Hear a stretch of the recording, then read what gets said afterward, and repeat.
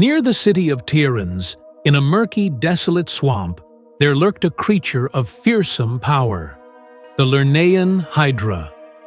By night, it emerged to ravage livestock, bringing terror to the nearby lands. By day, it stood guard over Lerna's waters, preventing the people from irrigating their fields, holding them in its grip. This was no ordinary beast. The Hydra had 9 serpent-like heads, each embodying a darker, deeper menace. And of those 9, one was immortal, a head that could never be destroyed. Heracles, the greatest hero of ancient Greece, was tasked with a monumental challenge: slay the Hydra. But as with all great challenges, the surface task was only part of the journey. Heracles' second labor was not merely about defeating a monstrous foe. It was a test of his inner strength, a battle for his soul. The Hydra, a fearsome creature of ancient myth, took its name from the place it terrorized, the Lernaean Hydra, dwelling near the city of Lerna. It made its home in a swamp filled with dark, stagnant waters, a fitting lair for a beast so deeply entwined with primal forces. These still waters are more than just a physical environment. They carry a potent symbolism. As in Homer's epics, where the sea often represents tumultuous emotions like rage and fury, stagnant water reflects a different aspect of the human condition, the repression and stagnation of emotions. It speaks to the mental torment, dissatisfaction, and inertia that can consume the soul. The Hydra, therefore, is no ordinary monster. It thrives in these stagnant waters, in a realm where emotions are suffocated and the soul is stifled. The waters, unmoving and lifeless, symbolize the soul trapped in materialism and lower desires, unable to rise toward the divine or aspire to spiritual transcendence.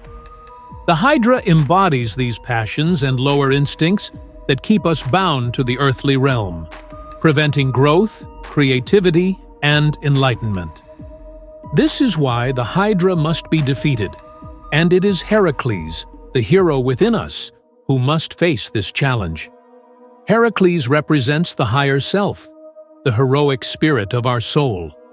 He must conquer this beast of inertia, overcome the forces that keep us tethered to misery and unfulfilled desires.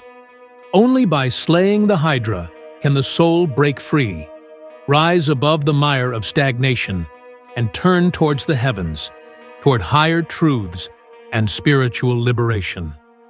As Heracles soon learned, cutting off one of the Hydra's heads was futile. For each severed head, 2 more grew in its place. The Hydra, like the flaws that dwell within all of us, multiplied with every effort to destroy it. Heracles was not facing a simple beast. He was contending with the endless proliferation of human defects. In his moment of need, Heracles called upon his nephew, Iolaus, for aid. Together, they devised a plan. Iolaus would burn each neck with fire after Heracles severed a head, preventing the Hydra from regenerating. In this ancient myth, the fire represents something far more than a mere weapon. It is the sacred flame, the purifying force of the spirit, burning away the poisons of unconscious desires. In the depths of ancient philosophy, there exists a figure who embodies the guiding force behind human achievement, an unseen presence, quietly steering the soul toward its higher purpose. His name is Iolaus, and in the context of Socratic and Platonic thought, he is more than just a mythical character. Iolaus represents the agathodaimon, the benevolent spirit, the good daemon who accompanies every soul from birth to death, serving as a guide and a bridge between the mortal and the divine.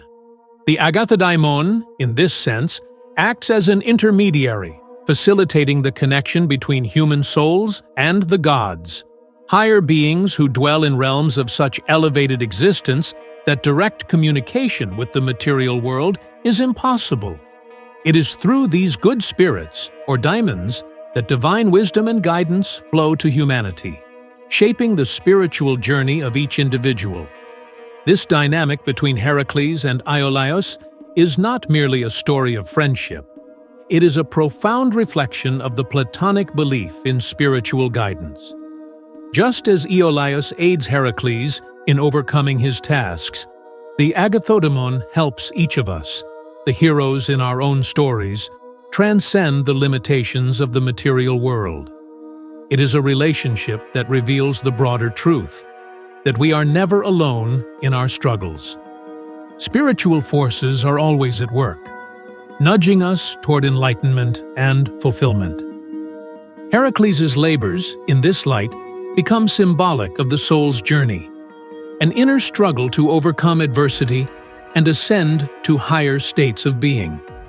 And Iolaus, the guiding spirit, stands as a beacon, a reminder that in every trial we have divine support, leading us toward our ultimate destiny, the achievement of our highest potential, and the realization of our connection to the divine. The Hydra's 9 heads symbolize the ninefold multiplication of our inner defects. The number 9 itself holds deep meaning, representing the trinity of body, soul, and spirit, multiplied by itself. Like the Hydra's heads, when we attempt to remove a flaw within ourselves, be it pride, vanity, or anger, it often returns stronger than before. It is a truth that resonates through time. When we suppress our faults without transforming them, they multiply.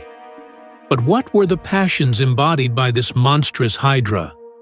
What were these serpentine heads that tormented not just Heracles, but plague us still? Vanity, the thirst for power, attachment to material possessions, all reside within us. Heracles' struggle is our struggle. He faces the same passions that live in every human heart, the defects that resist our efforts to live a life of virtue. How many of us can claim to be free from these chains? We chase comfort, wealth, power, often at the expense of our souls. We fear death, harbor grudges, and inflict pain, sometimes in the smallest of ways. The Hydra's heads represent not just flaws, but the ways in which these flaws multiply in our lives. Vanity, the love of comfort that weakens our will to struggle. Greed, the relentless drive to accumulate excessive wealth. Fear, including the fear of death. Hatred, born from the denial of unity. The thirst for power, pride, division, conflicts within society, nations, and even among friends. And cruelty, the intentional infliction of pain on others. These are the heads of the Hydra that we each must face. In the end, Heracles was not able to destroy the Hydra's immortal head. It could not be killed. Instead, he buried it deep in the earth, trapping it under a massive boulder. This final immortal head represents the generative force within each of us, the energy that fuels both our greatest virtues and our most destructive impulses. Heracles' second labor was not a tale of simple victory. It was a lesson in mastery. The immortal head, the generative force, could not be destroyed, but it could be controlled. Heracles, in facing his deepest flaws, transformed them. He brought light into the darkest recesses of his soul, using 3 key virtues: humility, to recognize his flaws; courage, to face them without fear; and discernment, to find the means to overcome them. Like Heracles, we are all on a journey toward inner perfection. The Hydra's heads are within us, multiplying until we summon the sacred fire of transformation.